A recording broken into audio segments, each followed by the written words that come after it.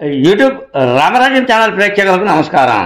ఈరోజు ప్రధాన అంశం పులివెందుల నాయకులకు ఎన్నో విధాలుగా వాళ్ళ స్థితిగతులు ఆతులు సంపాదించుకోవడానికి చిట్టాపద్దులు చూసుకోవడానికి పులివెందుల రాజకీయం అనే అంశంపై విశ్లేషణ. ఈ విశ్లేషణ మీరు చూసే ముందుగా మీరు నా ఛానల్ లైక్ చేయండి, షేర్ చేయండి, ఆ తర్వాత సబ్స్క్రైబ్ చేయండి.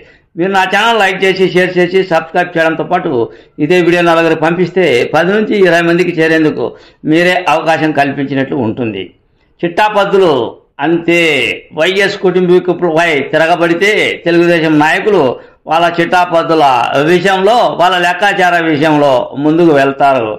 అంతేగాని పులివెందుల రాజకీయంలో వాళ్ళు విజయం సాధించేది ఉత్తది. అందులో భాగంగా సతీష్ రెడ్డి విషయం. సతీష్ రెడ్డి ఎక్కడో ఉన్నాడు. ఏదో సతీష్ రెడ్డి ఏదో ఎన్నికల్లో దివంగత నేత వైఎస్ రాజశేఖర రెడ్డి కాలర్ పట్టుకున్నాడు, దివంగత నేత వైఎస్ రాజశేఖర రెడ్డిని ఎదిరించాడు అని తెలుగుదేశం వాళ్ళు దగ్గరికి తీసుకున్నారు. దగ్గరికి తీసుకుని ఏమయ్యింది? ఆయన పుంకాలుగా ఆతులను వెలగబట్టాడు. ఎన్నో రకాలుగా ఆయన పదవులను తీసుకున్నాడు. ఆ పదవులతో పాటు ఆయన నియోజకవర్గంలో వెంపల్లి నియోజకవర్గంలో ఆస్తులను కూడబెట్టాడు. గతంలో సతీష్ రెడ్డికి ఆస్తులు ఉన్నాయి, అది ఇరిచిపెట్టండి, అది పక్కన పెట్టండి. కానీ వైఎస్ కుటుంబీకులను ఎదిరిస్తే చిట్టాపద్దుల్లో ఎన్నో రకాలుగా ఆస్తిపాస్తులు సంపాదించుకుంటారే. కానీ పులివెందుల్లో వైఎస్ కుటుంబీకులు ఎదిరించి విజయం సాధించింది లేదు. ఆ పందాలో కొనసాగుతుంది రాజకీయం సతీష్ రెడ్డి కానుంచి.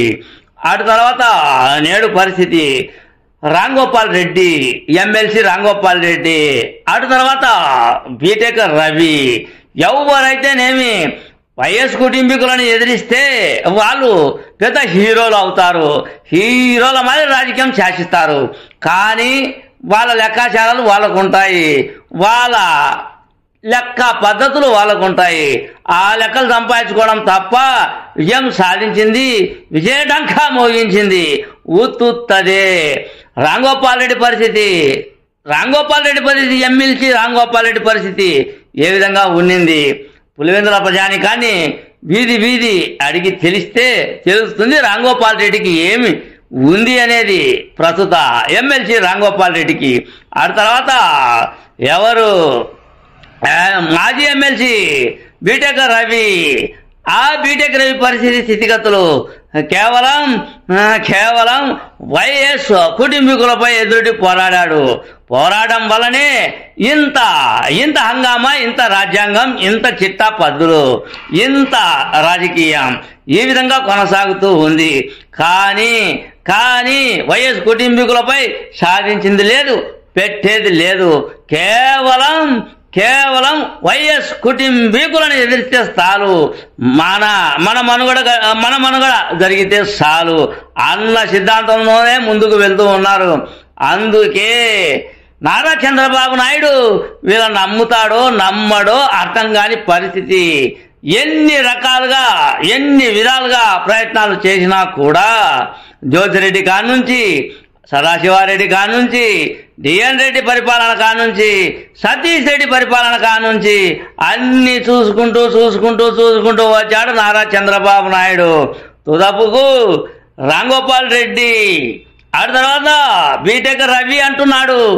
ఏంటి వీళ్ళు సంపాదించింది, వీళ్ళు సాధించింది ఏమిటి అంటే రాజకీయంలో వైఎస్ కుటుంబీకులను దెబ్బతీసే పరిస్థితి కాదు, వైఎస్ కుటుంబీకులను చూపి ఇలా చిట్టాపద్దులు, ఇలా లెక్కలు, ఇలా లెక్కాచారాలు చూసుకోవడం తప్ప ఏమీ లేదు అనేది ప్రస్తుతం జరుగుతున్న రాజకీయ కార్యకర్తలు, తెలుగుదేశం కావచ్చు, ఆ తర్వాత వైకాపా కార్యకర్తలు కావచ్చు, జరుగుతున్న చర్చాంశనీయం.